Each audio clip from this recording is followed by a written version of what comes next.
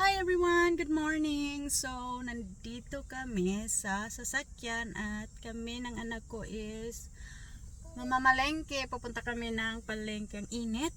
Parang nasa Pilipinas kami. So, ayan ang anak ko. Hi! Are you ready? Yeah. Boring na siya kasi gusto na niyang umalis. So, ayan, samahan niyo po kami na pumunta sa tindahan. Are you ready? Yeah. It's me. We're going to and daddy's away. Daddy's gonna get the brother and then away. And then my daddy, brother, remember my daddy with the brother. Oh no, it's your brother. Okay. Wala akong naintindihan. Brum lang at saka brother daddy. So ayan, tara, let's go. Sasalamin lang ako kasi farsighted ako.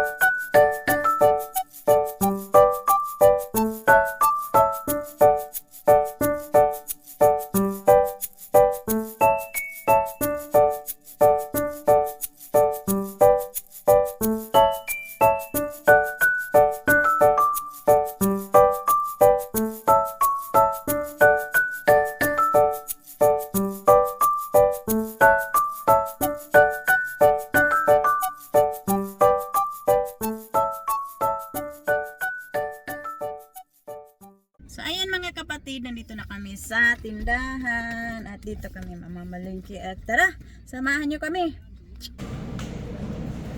Oh, perfect. When she gets out, I wanna see it. Smile. Smile.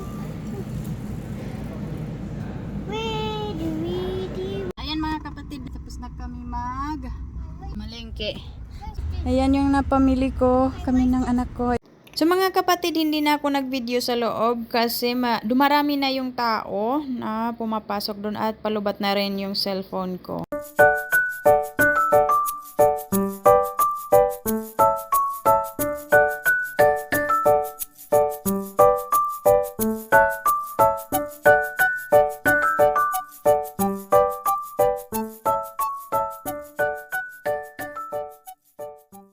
At ayan, dito po ay kami ay pauwi na ng bahay.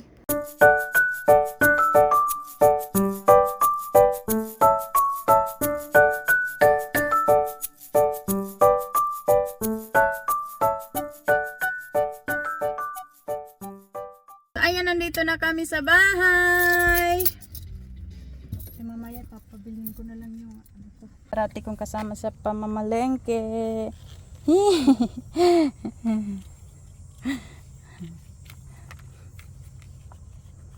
Yes. Be careful. You wanna hold? No one's Na mama. So, oh, I told you. Okay, let's open the gate. Come on. Did you eat your all gummy? no. No. Okay.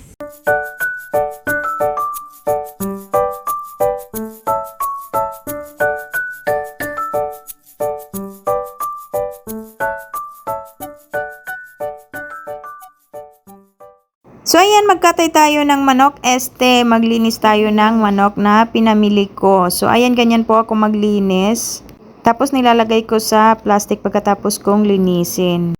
Ganun din ang ginagawa ko sa pork at saka sa beef. So ayan, nakaslansan na sila. Ayan, nakalagay na yung mga pinamili ko sa ref. At ayan, maglinis naman tayo ng kubeta kasi napakarami ng kubeta at ang salamin.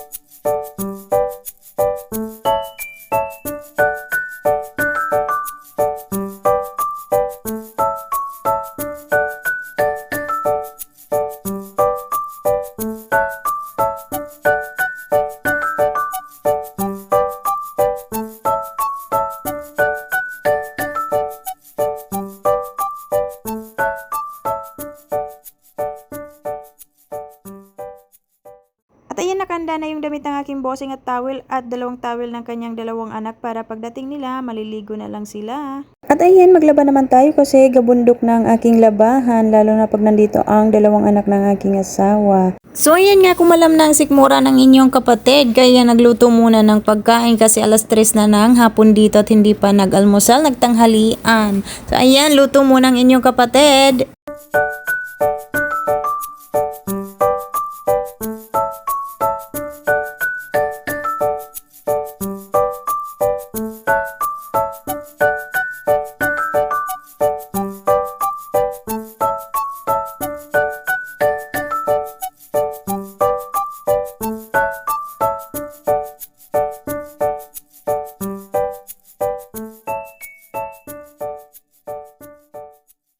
Ayan, buti na lang may natirang bahaw. So, ayan, ininit ko lang sa microwave at ayan, naglagay na ako ng ulam ko. At ayan, gutom na gutom ang patay gutom, gutom pala.